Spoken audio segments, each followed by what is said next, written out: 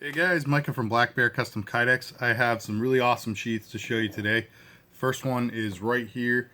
You can see this has alligator leather wrapped over Kydex, and it is a necker set up just here on a paracord necklace. With all my paracord necklaces, I do just this simple little, I don't even know what it's called, a paracord adjuster or whatever. But you can run 2 strands of cord through it. It's got the little spring button to kind of clamp it down. It doesn't really tighten it. You don't even need the button to move this around. But what I recommend is just tying a knot. Once you find the length that you like, just tie a knot on the other side of it. But I put plenty of cord on there so that just about anybody can find a good length for them. Personally, I like mine a bit shorter. I like mine almost kind of a pain to take off, but that's about where I would have it for me. So that's where I've got it. You can absolutely grip it and rip it with these. Let me see if I can get the camera actually look. So I set up the retention to work where you can just deploy the knife like so. But I always recommend using the thumb ramp, just as to me it feels nicer. It's a better blade experience. But the retention in this is really, really good. You don't have to worry about it just falling out on you. Of course you get this beautiful alligator leather. So let's take a closer look at this. This is American hornback alligator skin. It is really cool stuff. This is the natural color of the gator. I have waterproofed it, but I have not dyed it. You can see you still get the beautiful seamless edges all around the Kydex, the way that you would with a regular sheath that doesn't have any kind of skin bonded over it. And yeah, it's just, this is my favorite stuff to work with right now. So right up here, the reason why it comes up to kind of this little mohawk is because you have on the hornback, you've got these spines that go up the side. Well, as you go down farther on the tail, eventually that pattern kind of diverges into one path. So you've got, or converges rather, converges into one path, and you've got just one row of spines. So I kind of centered it based on where it was collapsing down to that one row, and that actually kind of gives you a natural thumb push right there. So there you go. This knife is a Zoe Christ. I don't know what the model is here, but yeah, Zoe Christ. This is a Warncliffe style blade. Almost a sax, but pretty nice little knife. Beautiful scales, nice craftsmanship. I don't know what the blade steel is or anything, so if anybody out there knows, up to and including the client that ordered this, feel free to comment down below. Speaking of the guy that ordered this, I think I'm saying his name right, Osmond, from Norway, so I'll be shipping this out to him. We've been waiting for a couple things to come in, but now that I've got them, I can ship this out. So, alright. Got the paracord necklace on the Zoe. Beautiful, beautiful blade. And love that alligator skin. Alright, the next thing he asked for, well, actually the last thing he asked for, we've got a piggyback setup for a couple of Lon Humphrey knives. These things are fierce. We've got the Lon Humphrey Bridger piggybacked on, that's right, the Bridger was the small one, piggybacked on the Lon Humphrey Retribution. Look at this thing. It's a freaking monster. Absolutely gorgeous. So he asked for everything wrapped in alligator skin. There were a couple things that I could not wrap in alligator skin. Well, actually only, yeah, just a couple quick things. So as far as accessories on this thing go, sorry, I'm a little scatterbrained as usual. This is the system. We have a Techlock breakaway, which means I'm using my universal Techlock adapter. This I cannot wrap in leather, in Kydex, in alligator skin. The reason is because it already has a really tight fit in between the Techlock and the sheath that the Techlock is on. If I put alligator skin on this as well, I would have to do something with like spacers to separate the Techlock from the sheath, and that would make the connection with the Techlock a little bit more wobbly. We just don't want that. So this is the best way to keep it nice and snug. It also would pose a couple really interesting challenges because the angles that are on this Tech-Lock adapter are really, really tight, and alligator skin is extremely rigid, so it does not like to take any contour that is not its own. But as you can see, even with like the Sheath, I mean, this is very challenging just to get alligator to take that little contour right there. So getting it to take a full, you know, almost a 90-degree curve right there would have been, I'm not sure if it's even possible with, at least with the tools that I'm working with. So anyway, we've got that Tech-Lock adapter on there, and this is in black. It's in flat black, and I've put some True Hide whip accents. So True Hide is an is a leather-looking Kydex, and whip is the black color. So black True Hide on flat black. I thought that was a really nice color combo. All right, so talking through these really quick, we also have an Exotac Nano Striker XL on the Bridger, and that guy rides down here. I would recommend putting it in at the tip because you're going to have issues trying to bypass that Tech-Lock. This is set up at the lowest profile that's available. The Tech-Lock to the Sheath, rather, is at the lowest profile available before it creates any issues with the Tech-Lock adapter. So I would suggest not changing anything about this. Put the...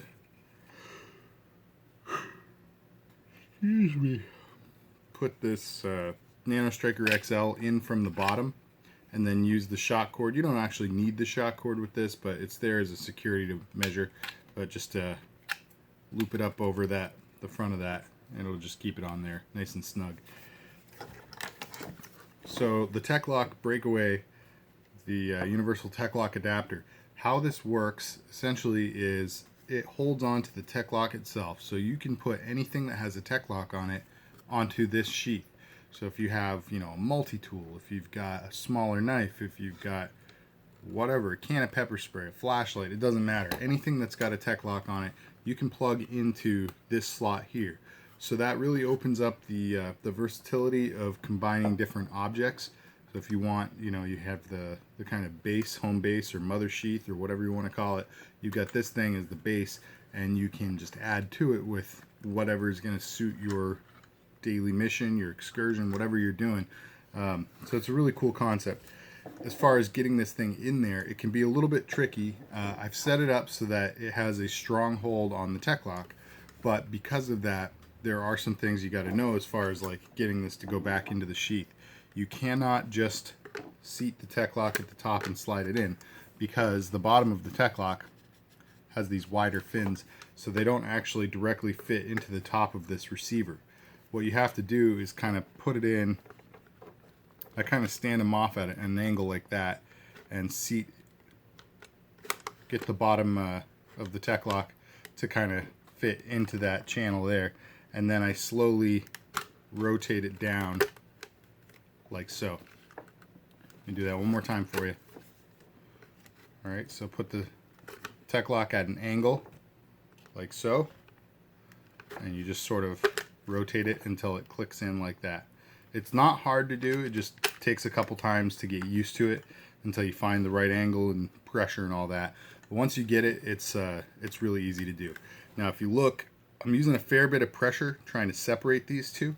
It can absolutely be done. Of course, you're not using something, it's not locked in any way that's, you know, 100% unbreakable or anything like that.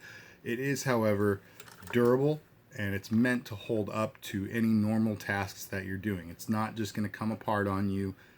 Snagging in the brush, I highly doubt would be an issue. If you fell down the side of a mountain, you'd probably have a problem. So, you know, use your judgment there, but this is meant to hold pretty strong and to be, you know, long-lasting and durable. The other thing it does, obviously, a lot of people don't like Tech-Locks in general because they say they're bulky or whatever. I don't personally have an issue with them as far as the bulk goes, because literally half the bulk is not even a problem. It's completely eliminated because it has to go behind the belt anyway. Your belt is traveling through the middle of this thing. And then the other part of it is, depending on what you're carrying it on, in this case a knife, your belt would actually be coming out and touching the opening of this sheath.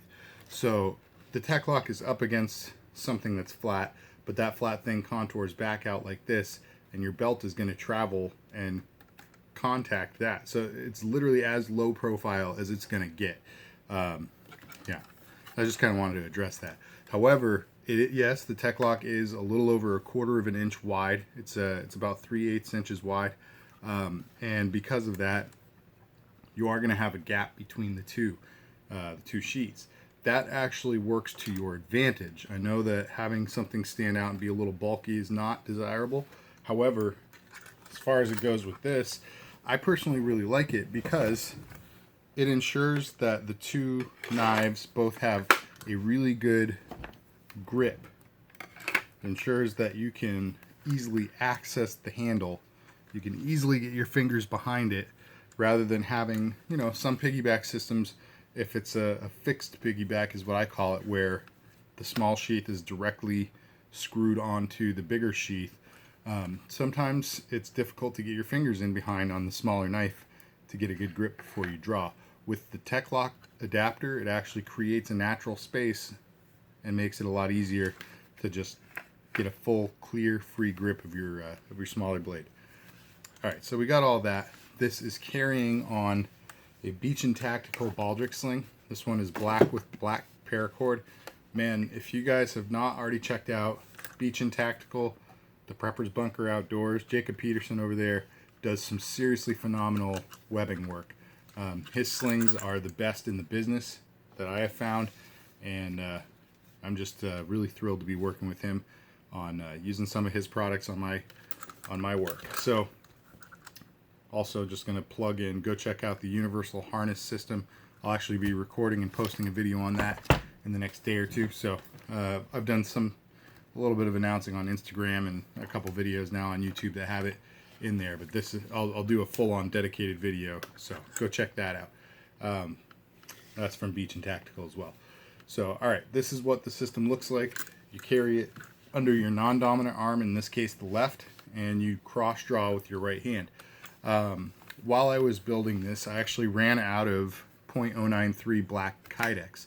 That is my go-to thickness and color choice for most projects. So if, for instance, if you asked me to make a leather wrap sheath for any knife that's bigger than like an Azula, I would probably default to .093 and then black, and then I would wrap it in the leather. And of course you can tell me to use whatever color. I'll use whatever you'd like. But in this case, .093 black. So I was working on the Bridger and I realized that I didn't have another sheet of .093 black that was big enough to do the Retribution. I absolutely cannot use 080 because that is very thin and would be very flimsy on a blade this large. If you guys have ever gotten a factory Kydex sheath on like anything larger than like an SE6 or larger, that size knife, if you've gotten a factory sheath, it's probably 080, sometimes even 060, like really thin Kydex, and it just feels flimsy and cheap, and yeah, I'm not a big fan. So I had an option of either waiting a few more days and, you know, placing an order and waiting a few days for some .093 to arrive, or trying out some .125. So I have never built a sheath out of .125 Kydex. It is 1/8 of an inch thick. That means your edges, when the two layers come together, is going to be 1/4 of an inch thick. But I decided, you know what, worst case scenario, I'll have to wait a few days. So I placed an order and I proceeded to make one out of 125, thinking maybe it'll work, maybe it won't, and in a few days I can restart if I need to. The 125 came out so well that is now going to be my default, unless I am told otherwise. That's going to be my default for larger knives. if they have a skin over them, especially because I can't reinforce. You know how I do like reinforcement plates. Here's a good example. This is an Essie Hungless in .093 OD green Kydex, and on the tip of it I've reinforced it with a plate of .093 Cryptek Typhon. So you can absolutely reinforce something that's Kydex over Kydex. It doesn't quite translate with particularly alligator skin. So what I've done here instead is have a thicker sheet of Kydex, which makes the base sheath really rugged and durable and no need for reinforcement as it is. And that, I think, is a really appealing option. So 125 comes in a really limited selection of colors.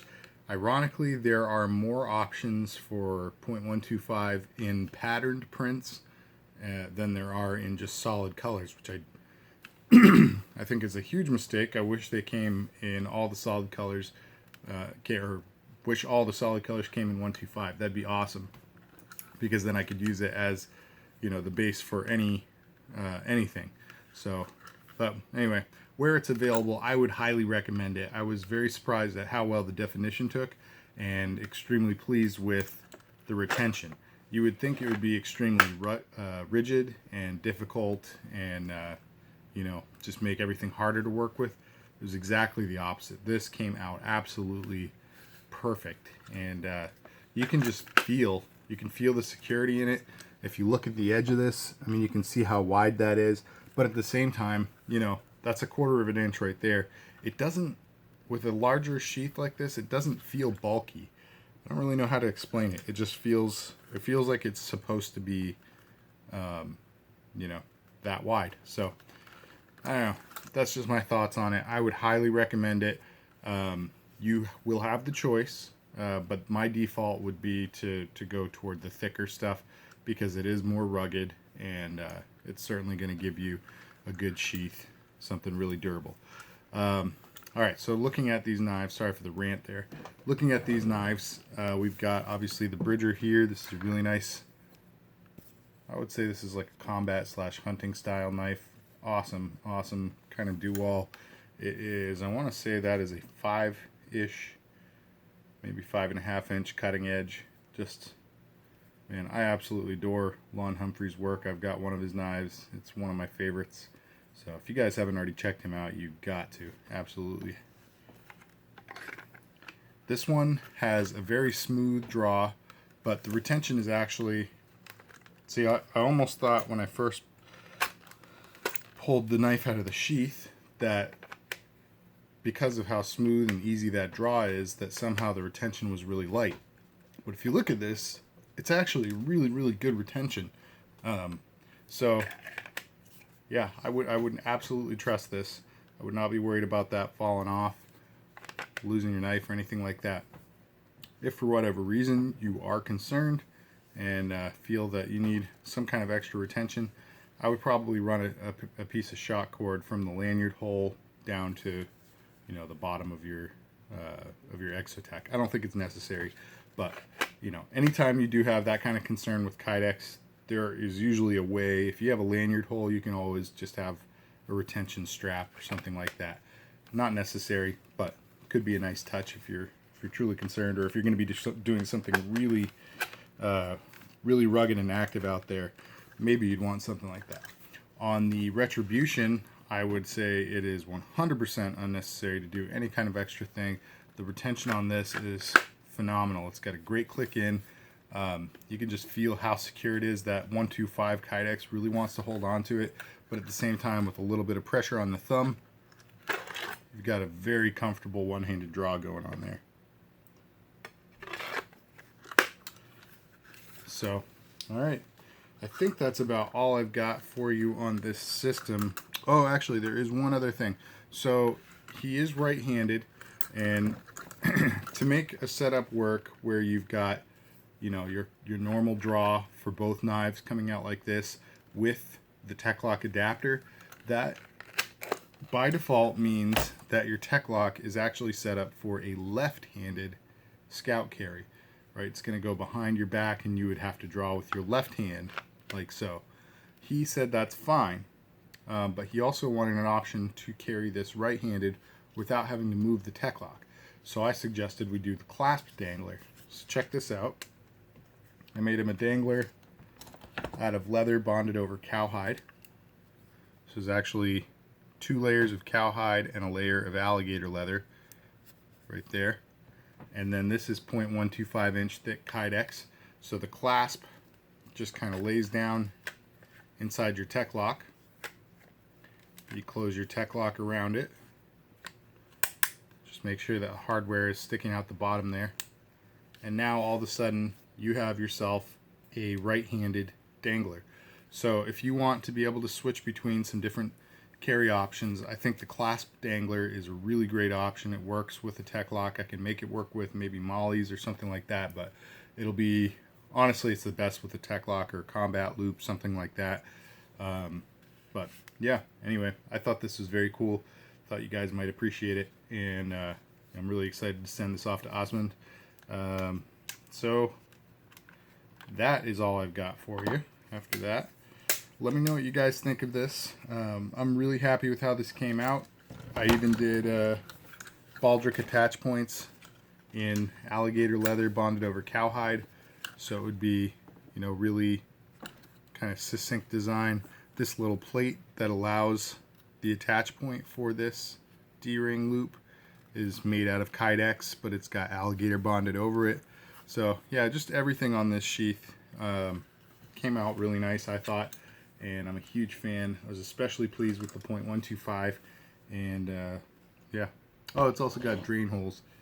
I almost never do drain holes, but he requested I did one. So this guy, because of the shape of the blade, I had the drain hole kind of low on the sheath, and this one, on most of my taco style sheaths, you'll see a kind of a teardrop gap there. It's not necessarily intentionally functioning as a drain hole, but it will work as a drain hole. So yeah, he was particularly concerned because he does a lot of camping next to waterfalls, he said, so, you know, water and all that. My thoughts on drain holes: if your knife gets that wet, then you're still, you know, the drain hole isn't actually going to fix the problem. It might help air the sheath out a little bit faster, but you're still going to have to let the sheath dry or manually dry it out somehow before you can put your knife back in, if you're worried about your knife getting any kind of rust or corrosion on it. So yeah, so I don't like drain holes personally, but anytime you request them, I'll do them. And that's what I've got for you guys. So let me know what you think of these knives. Let me know what you think of the sheaths. Tell me what you think about Alligator over Kydex. It is my personal favorite combination. It is pricey. If you're interested in it, I'm more than happy to source it out, get prices for you all lined up and all that before you make any decisions, and we can just go from there. But it's increasingly popular. I've had a few people purchase Kydex with leather over, or with alligator over it, for systems that'll be coming up here in the near future. So yeah, it's gaining some traction. I'm really excited about it. I just love working with the stuff, and I think it makes for one of the best sheaths that you could possibly buy. So alright guys, let me know what you think of this, and take care. God bless.